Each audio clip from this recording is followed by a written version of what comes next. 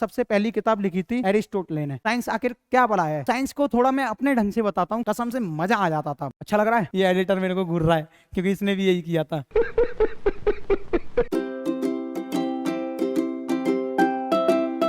Hello my dear friends, कैसे हो आप लोग? उम्मीद है सभी बढ़िया होंगे।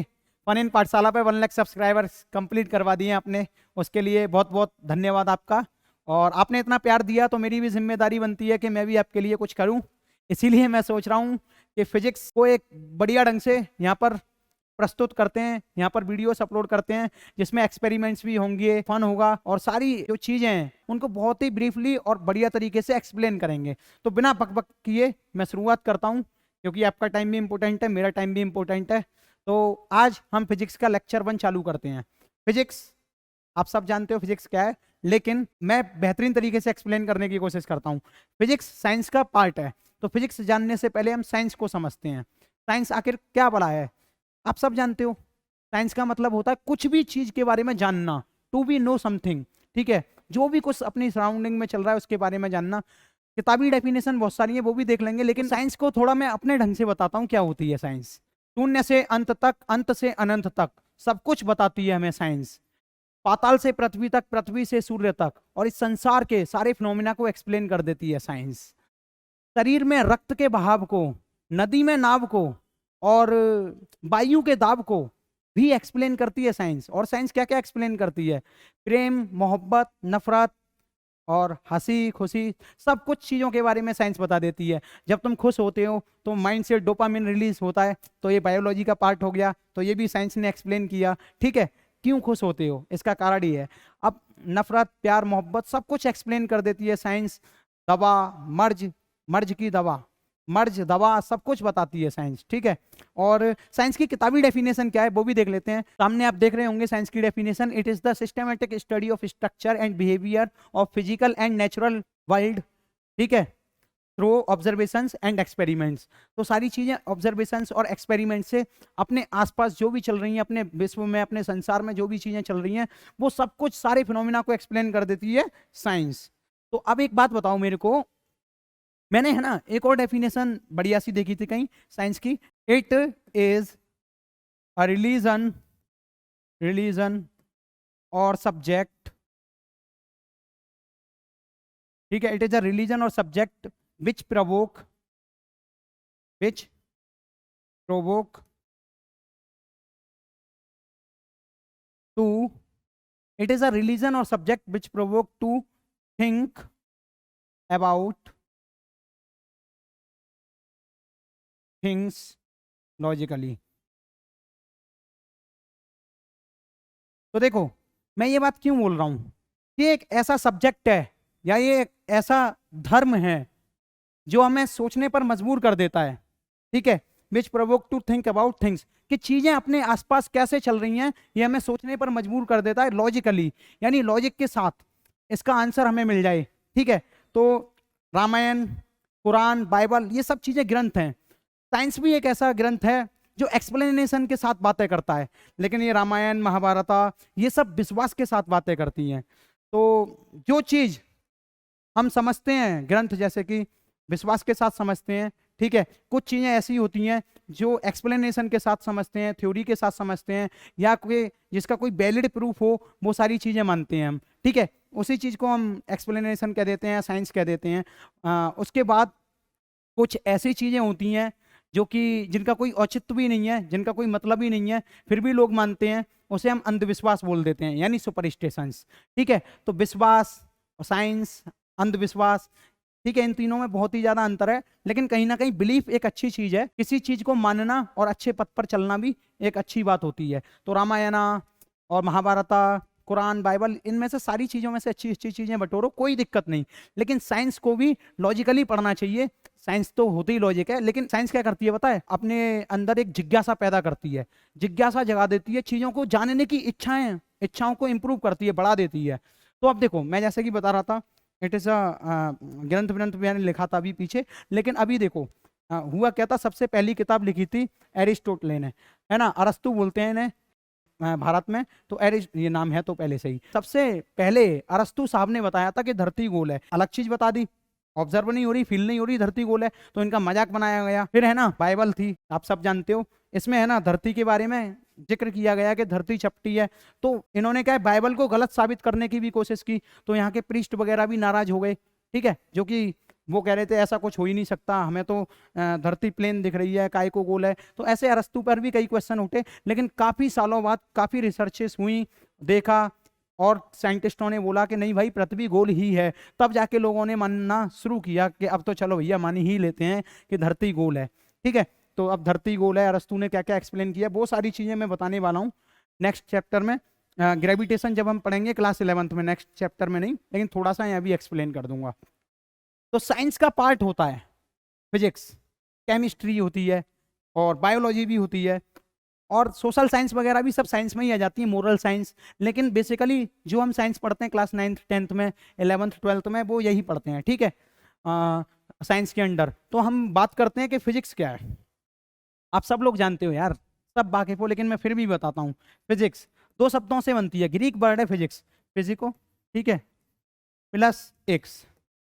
फिजियो का मतलब होता है नेचर, क्या होता है, नेचर। एक्स का मतलब होता है स्टडी, मतलब नेचर की स्टडी को, जो भी कुछ अपने आसपास सराउंडिंग में, मेरा चलना भी, मेरा दौड़ना भी, ठीक है, और मेरा नाचना तक, पृथ्वी का घूमना भी, सूर्य का उदय होना, सूर्य का छिपना भी, किसी का गाना गाना भी, सब कुछ फिजिक्स है। अब मन में कुछ भी सोच लो, अब जैसे कि ये है, इसका घूमना भी फिजिक्स है ना। और यहाँ पर एक मैग्नेट लगी होगी, ठीक है, लोगों को पता नहीं होता, ये पीछे जाके चिपक जाता है मैग्नेट से, ठीक है। तो लोग पूछते हैं कैसे हिल नहीं रहा, तो उन्हें मैं बताता हूँ, एक्सप्लेनेशन देता हूँ, तो जब वो समझ पाते हैं, अच्छा एक मैग्नेट लगी है, इसके पीछे वो चिपक रहा है, तो कैसे काम कर रहा है, ठीक है, मैग्नेट कैसे चिपकाती है, तो ये सारी चीजें एक्सप्लेन करती है फिजिक्स। जो भी कुछ अपने आसपास नेचर में हो रहा है, सराउंडिंग में हो रहा है, ठीक है, भूख लगना, इसके पीछे तो खैर बायोलॉजी है, क्यों भूख लगती है, ये सब साइंस का पार्ट हो गया।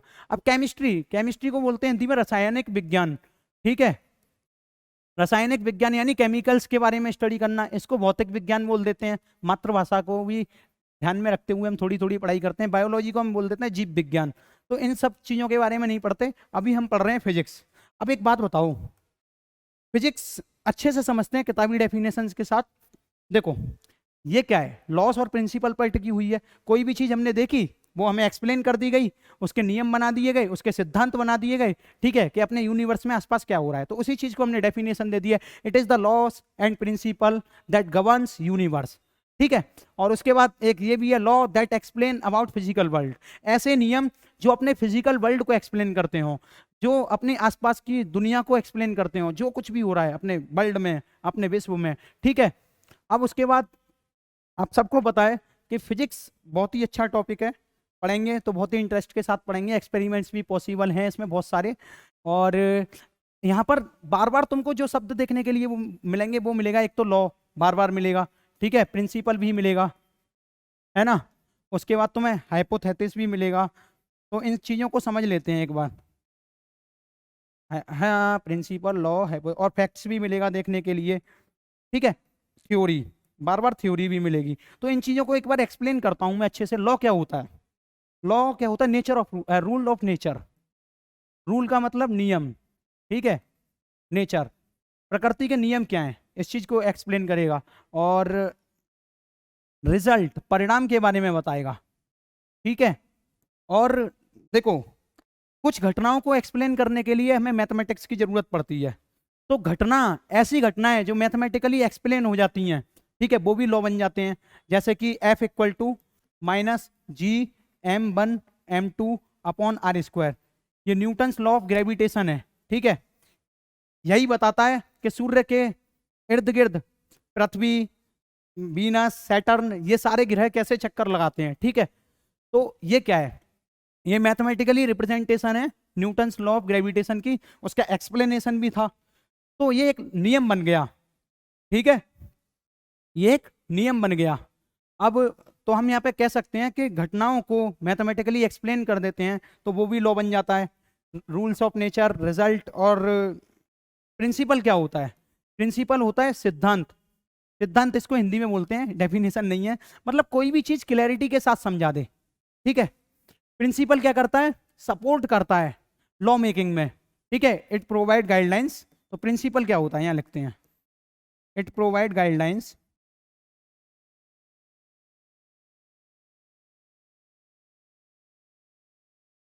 It provide guidelines to making law.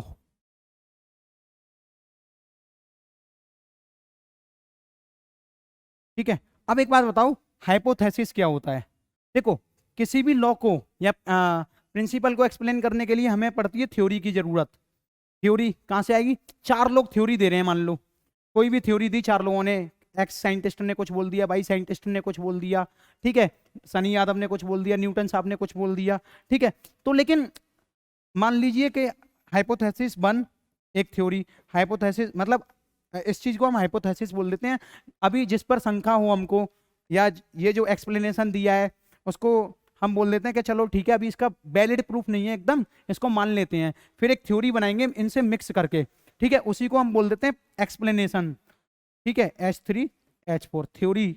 हाँ, तो इसमें से मान लो एक हाइपोथेसिस मेरी गलत हो गई, एक किसी और साइंटिस्ट की गलत हो गई, न्यूटन साहब की और आइंस्टीन साहब की सही हो गई, तो इसी चीज को कंबाइन करके एक एक्सप्लेनेशन बना देते हैं। ठीक है, और फिर वो लॉ में ही बता दिया जाता है। फिर उसको प्रिंसिपल में ही जोड़ देते हैं, ऐसी सारी चीजों को जोड़ देते हैं। फैक्ट्स क्या होता है? फैक्ट्स का मतलब हो गया, नदी बह रही है, ठीक है, अब नदी बह रही है, नदी क्या है? लिक्विड स्टेट है। अब ऊपर से नीचे हमेशा बहेगी, ऐसा तो नहीं है कि नीचे से ऊपर की तरफ बहेगी। तो नदी बह रही है तो वो आज भी बह रही थी, कल भी बहेगी और परसों भी बह रही थी। ठीक है, समझ रहे हो ना मेरी बात? जिस चीज को हम चेंज नहीं कर सकते वो होता है फैक्ट। अब पृथ्वी घूम रही है सूर्य के इर्द गिर्द, तो हमेशा ही घूमेगी, चाहे आज देख लो चाहे 100 साल बाद देख लो। दूसरी बात यह है कि थ्योरी, थ्योरी तो इसी में एक्सप्लेन कर देते हैं, मतलब किसी भी चीज को लॉजिकली बोलना, जरूरी नहीं लॉजिकली बोलना थ्योरी हो गया, वो तो एक्सप्लेनेशन हो गया है। ठीक है, थ्योरी तो कुछ भी हो सकती है, कोई गलत भी बोल सकता है, तो इसका मतलब ये नहीं कि वो सही है। अब उसके बाद हम देखते हैं, by we read physics with mathematics. आखिरकार हम फिजिक्स को मैथमेटिक्स के साथ क्यों पढ़ते हैं? देखो, नहीं, ये गलत हेडिंग डल गई, हमको यहाँ पूछना चाहिए था कि फिजिक्स है तो फिर मैथमेटिक्स की जरूरत क्यों पड़ी? फिजिक्स है तो मैथमेटिक्स की जरूरत इसलिए पड़ी क्योंकि बिना मैथ के फिजिक्स का कोई एक्सप्लेनेशन बढ़िया तरीके से आ नहीं पाता। तो मैथ की जरूरत हमें इसीलिए पड़ी, जो भी चीजें हमारे आसपास चल रही हैं ना, उनको मैथमेटिकली प्रूफ किया जा सके, एक्सप्लेन किया जा सके और एक सिस्टमेटिक तरीके से लिखा जा सके। ठीक है, जब भी तो जो रूल था, जो अभी नियम बताया था मैंने, F=-GM1m2/r², ठीक है, और भी होते हैं इलेक्ट्रोस्टैटिक फोर्स वाला कूलम्स लॉ, ठीक है, और भी ये बहुत सारे हैं, ठीक है, जो लॉज हैं उनको एक्सप्लेन करने के लिए मैथमेटिक्स की जरूरत पड़ती है। तो न्यूटन साहब खुद एक बहुत बड़े मैथमेटिशियन भी थे और फिजिसिस्ट भी थे। कैलकुलस का जन्म बोल लो या कैलकुलस की उत्पत्ति ही न्यूटन की वजह से हुई है। इतने बड़े बड़े फॉर्मूले लिखते थे ना वो, कसम से मजा आ जाता था, बड़ा मजा आ जाता था देख के उनको। मुझे नहीं, ना ही तुम्हें आएगा जब तुम 12th में कैलकुलस पढ़ोगे तो। ठीक है, इंटीग्रेशन, डिफरेंशिएशन, है ना, तो वो सब न्यूटन की देन है, डेरिवेटिव वगैरह। तो अब यहाँ पर क्या है, हम फिजिक्स, देखो एक बात समझने की कोशिश करो, अगर मैथमेटिक्स प्रेमी का है तो फिजिक्स प्रेमी है, ये दोनों ना जन्मों जन्मांतर तक साथ रहेंगे। इनके साथ रहने से ही आगे के हमारे काम बनेंगे, ये दोनों बिछड़ नहीं सकते कभी। लेकिन मैं ये नहीं कह रहा कि ये कमजोर है ये कमजोर है, प्रेमी प्रेमिका के जो संबंध होते हैं वो स्ट्रांग होते हैं बहुत ज्यादा, तो दोनों का ही जो वैल्यू है बराबर है। ऐसा नहीं कि मैं फिजिक्स का टीचर हूं तो मैथ को कमजोर बता दूं, बिल्कुल नहीं, मैथ का भी बहुत बड़ा औचित्य है। ठीक है, तो मैथमेटिक्स फिजिक्स में लॉ को डिस्क्राइब करने के काम आती है, और बहुत सारे डेरिवेशंस जब तुम पढ़ोगे ना मैथ फिजिक्स में, तो उसमें भी मैथ इस्तेमाल हो रही होगी। तो दोनों का मेल इसीलिए है, इसीलिए जब जब तुम फिजिक्स पढ़ोगे तब तब तुम्हारी मैथ स्ट्रांग होनी चाहिए। सबसे पहला चैप्टर 11th में मैं बेसिक मैथमेटिक्स पढ़ाऊंगा। कौन सा? बेसिक मैथमेटिक्स, जिसमें मैं सारी चीजें एक्सप्लेन करूंगा, ग्राफ वगैरह के बारे में बताऊंगा। ठीक है, स्पेलिंग गलत हो गई क्या? स्पेलिंग से क्या करना, वो बस तुमने सुन लिया ना। अब देखो, दो फंडामेंटल प्रिंसिपल होते हैं फिजिक्स में। क्या? Fundamental principle. अबे नया वर्ड सुन लिया, नहीं सुनते तो बहुत दिनों से आ रहे होंगे, लेकिन तुम्हें मतलब शायद पता नहीं होगा। फंडामेंटल का मतलब होता है बेसिक, यानी बेसिक एंड इंपोर्टेंट। ठीक है, एक तो ये बेसिक है, अभी क्या चल रहा है? इंपोर्टेंट। फिजिक्स का बेसिक चल रहा है ना, एक तो ये उसका बेस है और बहुत ही ज्यादा इंपॉर्टेंट है, महत्वपूर्ण भी है। तो दो फंडामेंटल हैं। और प्रिंसिपल का मतलब तो मैंने अभी बता ही दिया, बार बार आता रहेगा ऐसे ही आगे। सिद्धांत, हिंदी में इसको बोलते हैं सिद्धांत। तो दो प्रिंसिपल है, पहला है यूनिफिकेशन। क्या है पहला? यूनिफिकेशन। दूसरा क्या है? रिडक्शनिज्म। यूनिफिकेशन का मतलब क्या है कि जैसे कि जो अभी मैंने लॉ बताया था तुम्हें, ठीक है, अभी बताया था ना, न्यूटन्स लॉ ऑफ ग्रेविटेशन, ऐसे ही। तो यूनिफिकेशन को कुछ ऐसे लिख सकते हैं, explain various phenomena phenomena explain various phenomena through few loss, through few loss, ठीक है। जैसे कि मैंने अभी आपको एग्जांपल बताया था, कौन सा बताया था? Newton's law of gravitation. आगे बहुत सारे एग्जांपल होंगे ऐसे, ठीक है। Newton's law of gravitation, gravitation spelling लिख लेना, ठीक है। दूसरा एग्जांपल हो गया तुम्हारा इलेक्ट्रोस्टैटिक वाला, मतलब कूलॉम्स लॉ, कूलॉम्स लॉ, ठीक है। बात समझ में आई? और भी बहुत सारे एग्जांपल हो सकते हैं, काइनेटिक थ्योरी ऑफ गैसेस में भी हो सकते हैं। और लेकिन यहाँ पे देख रहे हो यूनिफिकेशन, कोई भी चीज ना रिवर्स पॉसिबल नहीं हो सकती। जैसे कि मान लो मेरा कप कहाँ है, पहले तो मैं पानी पी लूँ। कप में मैं पानी रखता हूँ, चाय नहीं रखता, क्योंकि मैं चाय पीता ही नहीं। प्यास लगाई, अच्छा लग रहा है? नहीं। Thank you, thank you. तो देखो, मैं बताऊं तुम्हें, कोई भी चीज अगर मान लो मैं कप को छोड़ता हूँ, छोड़ के दिखाऊं? नहीं, बिल्कुल नहीं छोड़ूंगा, महंगा है। तो क्या होगा? ये ब्रेक हो जाएगा, टूट जाएगा ना। टूटने के बाद दोबारा जुड़ तो सकता नहीं है, ठीक है। तो रिवर्सिबल इसका पॉसिबल नहीं होता किसी भी चीज का। लेकिन हाँ, चीजों को एक फॉर्म से दूसरी फॉर्म में कन्वर्ट किया जा सकता है। जैसे कि इलेक्ट्रिकल एनर्जी से मैकेनिकल एनर्जी कन्वर्ट की जा सकती है, मैकेनिकल एनर्जी से मान लो कि इलेक्ट्रिकल एनर्जी भी कन्वर्ट की जा सकती है, ठीक है। न्यूक्लियर एनर्जी से इलेक्ट्रिकल एनर्जी भी कन्वर्ट की जा सकती है। लेकिन रिवर्सिबल प्रोसेस यहाँ पॉसिबल नहीं है। कोई भी चीज छोड़ दो, जैसे कि कोई भी चीज छोड़ूंगा मैं तो हमेशा नीचे ही गिरेगी, ऊपर नहीं आएगी। समझ रहे हो ना बात को? तो समझ लो बात को, बढ़िया रहेगा, रात हो रही है। अब रिडक्शनिज्म का मतलब क्या होता है? रिडक्शनिज्म का मतलब होता है कि किसी भी कॉम्प्लेक्स चीज को छोटे छोटे फॉर्म में उसके कॉन्स्टिट्यूएंट पार्टिकल्स में ब्रेक कर कर समझना और उस पर फिजिक्स के लॉ को अप्लाई करना, ठीक है। तो ये रिडक्शनिज्म का मतलब होता है। अभी मतलब समझा दिया है मैंने। तो इसको ऐसे एक्सप्लेन कर सकते हैं, in reductionism to break in a small constituent particles, ठीक है, to break in a small constituent particles of any complex of any complex thing, किसी भी कॉम्प्लेक्स चीज को, ठीक है, उसके स्मॉल कॉन्स्टिट्यूएंट पार्टिकल में तोड़कर फिर उसकी स्टडी करना एंड अप्लाई, और फिर उस पर क्या कर देना, फिर उस पर फिजिक्स के लॉ को अप्लाई करके देखना, and apply law of physics, ठीक है। तो ये कुछ रिडक्शनिज्म होता है।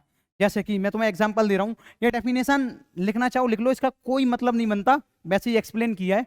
देखो, ऐसा होता है कि हमें पता करना है किसी भी चीज के बारे में। ईंट ले लो, एक ईंट ले ली हमने, एक ईंट, ठीक है। अब क्या है, ईंट के बारे में हमें पढ़ाई करनी है, आखिर ये किस चीज से बन रही है भाई, देखना तो चाहिए ना। तो ऐसा करते हैं, जो ईंट है ना उसको ब्रेक करके देखते हैं। तो हमने ब्रेक किया, ये ईंट है, उसको हमने तोड़ा तोड़ा तोड़ा, तो पहले कंकड़ बन जाएंगे, ठीक है, छोटे छोटे कंकड़ बन जाएंगे। अब हमने उन कंकड़ों को भी तोड़ दिया, छोटे छोटे टुकड़े हो गए ईंट के, उसको ऐसा बोलते हैं आधी ईंट हो गई, अद्दा। फिर उसको बोलेंगे तुम्हारा रोला, ऐसे गांव में बोलते हैं, ठीक है। उसके बाद बोलेंगे हम साइंस की भाषा में छोटे छोटे पार्टिकल्स में टूट गया। उसके बाद ना एक समय ऐसा आएगा कि हम तोड़ना, मतलब हमसे ये टूटना पॉसिबल नहीं हो पाएगा। तो फिर ये मशीन से इलेक्ट्रॉन माइक्रोस्कोप वगैरह से देखकर तोड़ा जाएगा। तो ये जब तक तोड़ा जाएगा, जब तक ये एटम की शेप ना ले ले, ठीक है।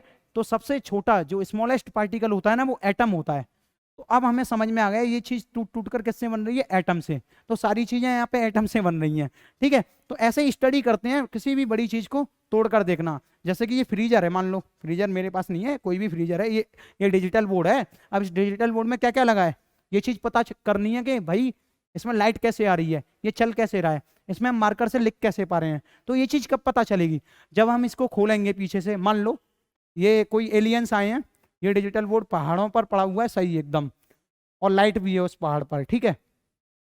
तो उसके लिए हम, उसे ये नहीं पता यहाँ इंसान भी रहते हैं, तो उसके लिए तो ये नई चीज हो गई ना। तो वो खोल के देखेगा इसको, पहले चला के भी देख सकता है, ठीक है। तो उसे पता चलेगा कि भैया इसके अंदर ट्रांजिस्टर्स लगे हैं, इसके अंदर एलईडी लगी है, इसके अंदर ग्लास लगा है, इसके अंदर टच पैड पड़ा है। तो इन चीज़ों को वो तोड़ तोड़ के देखेगा। वो फिजिक्स में बहुत माहिर है, लेकिन उसके गोले पे डिजिटल बोर्ड नहीं है, तो वो लेकिन समझेगा ऐसे ही धीरे धीरे चीज़ों को। समझ में आई बात। अब देखो, बाय बी स्टडी फिजिक्स, आखिरकार हम फिजिक्स पढ़ते क्यों हैं, क्या जरूरत है भैया इसको पढ़ाने की। देखो फ्यूचर में ना फिजिक्स की इंपॉर्टेंस बहुत है। अगर तुम साइंस के स्टूडेंट हो तो अभी से अपनी पेटियां बांधकर शांति से बैठकर सीट पर बढ़िया तरीके से पढ़ने की कोशिश किया करो। क्योंकि कुछ भी करना चाहते हो, जैसे कि तुम मान लो यूपीएससी का पेपर देना चाहते हो, तो फिजिक्स में माहिर बन जाओ, उसको ऑप्शनल सब्जेक्ट की तरह ले लो अगर तुम्हें मजा आने लग रहा है तो। हालांकि बहुत कम लोग लेते हैं, तो ये यूपीएससी के एग्जाम में भी काम आ सकता है तुम्हारे। ऑप्शनल लेकर तुम अच्छी जगह आईएएस पीसीएस बनो, या किसी टेक्निकल फील्ड के जैसे कि बीएसएनएल वगैरह के, या किसी पीएसयू को डायरेक्टर बनो, ठीक है। पब्लिक सेक्टर किसी भी पीएसयू को डायरेक्टर बनो। यूपीएससी के बाद सबसे बढ़िया एग्जाम आईआईटी जेईई का। मैं एग्जाम के लेवल के साथ साथ लिख रहा हूँ आईआईटी जेईई में। जेईई एडवांस दो, जेईई मेंस दो, ठीक है। अच्छे आईआईटी एनआईटीज में एडमिशन लो, सीएस ब्रांच लो, सॉफ्टवेयर इंजीनियर बनो, मैकेनिकल ब्रांच लो, अच्छी किसी कंपनी में जाओ, ठीक है। तो देख रहे हो ना इंपॉर्टेंस, ऐसे ही पढ़नी है। एप्लीकेशंस भी देखनी है पढ़ाई की, जो हम चीजें पढ़ रहे हैं वो क्यों पढ़ रहे हैं, सब कुछ देखोगे ना। हाँ, तो और कहाँ काम आ सकती है, देखो पूरी साइंस, पूरी साइंस कहाँ काम आएगी, सीडीएस के एग्जाम में काम आएगी। सीडीएस से लेफ्टिनेंट वगैरह बनते हैं, ठीक है। और एनडीए के एग्जाम में भी काम आती है, उसके एंट्रेंस एग्जाम में भी आती है। और बढ़िया बात तो ये है कि क्योंकि आप साइंस पढ़ रहे हो, आप फिजिक्स पढ़ रहे हो, तो आपकी सोचने की क्षमता इंक्रीज हो जाती है। कॉमर्स और एसएसटी वाले, मतलब सोशल साइंस वाले, ये लोग ह्यूमैनिटी वाले, मतलब ये लोग थोड़े से, पता है क्यों पिछड़ जाते हैं थोड़े से, क्योंकि साइंस ना थोड़ी क्रिएटिव है, थोड़ी इनोवेटिव है, तो ये हमें सोचने की क्षमता को बढ़ा देती है। लेकिन ज़्यादातर सोशल साइंस वगैरह में क्या होती है, कहानियाँ। तो कहानियाँ सुन सुन के ना आदमी का दिमाग जो है इतना सोच नहीं पाता है। कहानियाँ अच्छी रहती हैं, मानता हूँ, मोरल साइंस भी पढ़ सकता है, उसमें संस्कार भी आ जाएंगे, सब आ जाएंगे। लेकिन साइंस का एक अलग ही ढंग है, अगर तुम उसे बार बार पढ़ते हो, बढ़िया तरीके से इंटरेस्ट लेते हो, तो ये सोचने की क्षमताओं को बढ़ा देता है। अब उसके बाद कहाँ काम आ सकती है, ठीक है, सीडीएस, एनडीए, कोई भी और भी एग्जाम होते हैं, जैसे कि एफकैट हो गया, पायलट बनने के लिए भी भाई तुम्हें फिजिक्स आनी चाहिए, ठीक है। और इंजीनियरिंग, इंजीनियरिंग इसी चीज़ से करते हो भैया तुम, इंजीनियरिंग जेई एडवांस निकालो, जेई मेंस निकालो, तभी अच्छे इंजीनियर बनोगे, क्योंकि अच्छे कॉलेज में जाओगे। प्राइवेट कॉलेज को अवॉइड करो, या प्राइवेट कॉलेज में जाना है तो बढ़िया कॉलेज में जाओ। उसके बाद साइंस, अब कहाँ पढ़ सकते हो, हाँ, अच्छे मार्क्स लाने के लिए, रिश्तेदारों को इम्प्रेस करने के लिए, पड़ोसन भाभी हो, चाची हो, वो तारीफ करें तुम्हारी, उसके लिए भी पढ़ सकते हो। ये एडिटर मेरे को घूर रहा है, क्योंकि इसने भी यही किया था।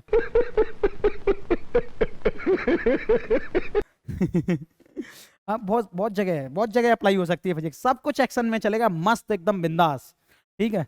मार्क्स के बाद और पढ़ाता जाऊंगा, बताता जाऊंगा सारी चीजें कहाँ कहाँ यूज होती हैं। हाँ, साइंटिस्ट बन जाओगे यार। कब बनोगे, जब तुम पीसीएम से 12th करोगे, या पीसीबी से 12th करोगे, उसके बाद इसरो वगैरह को अप्रोच करोगे, बीएससी करके करो, चाहे इंजीनियरिंग करके करो, कैसे भी करो, ठीक है। किसी भी डीआरडीओ को करो, इंटरव्यू क्लियर करो, इन सब चीज़ों के, ठीक है।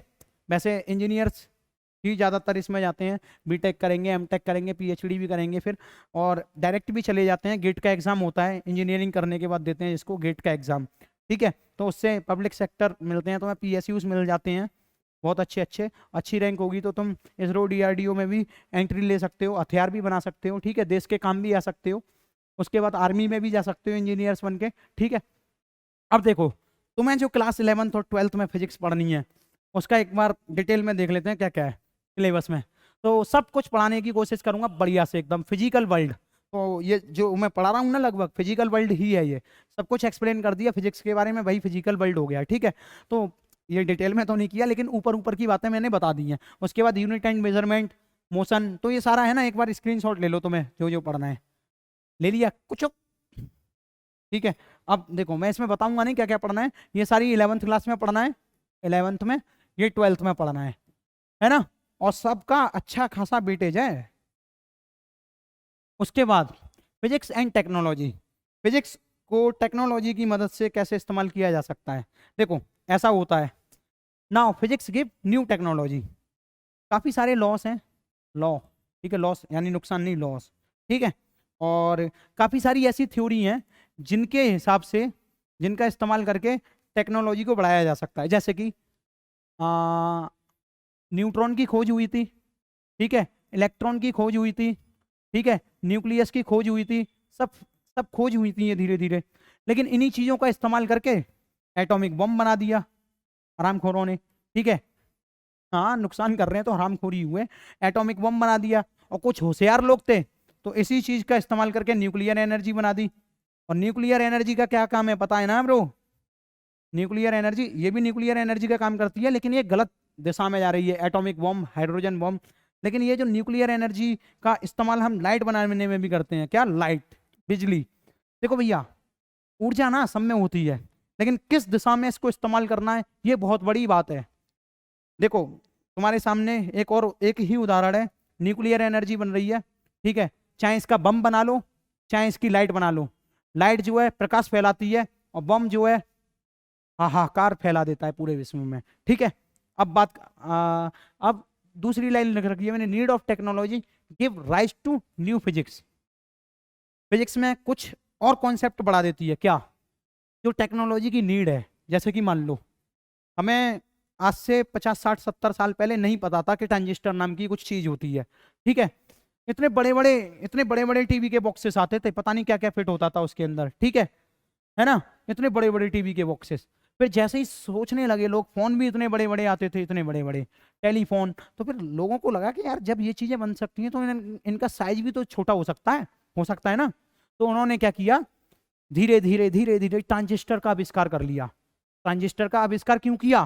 क्योंकि इन फोन को छोटा करना था, इस एलईडी, इस टीवी का इतने बड़े साइज को छोटा करना था, तो इसके अंदर ट्रांजिस्टर्स फिट हैं सब जगह, बढ़िया बढ़िया, है ना। तो ट्रांजिस्टर्स का आविष्कार हो गया क्योंकि टेक्नोलॉजी की जरूरत थी। तो इस लाइन का यही मतलब है, need of technology give rise to new physics. जो टेक्नोलॉजी की जरूरतें होती हैं वो नई फिजिक्स को जन्म देती हैं। और मैंने अपनी तरफ से तो बेहतरीन समझाने की कोशिश की है। पहली क्लास है मेरी, नए सेटअप के साथ है, सेटअप का रिव्यू एक बार देख लेना, यूट्यूब पे पड़ गया होगा। और थैंक यू, अगली क्लास के लिए आप लोगों का दोबारा से वेलकम।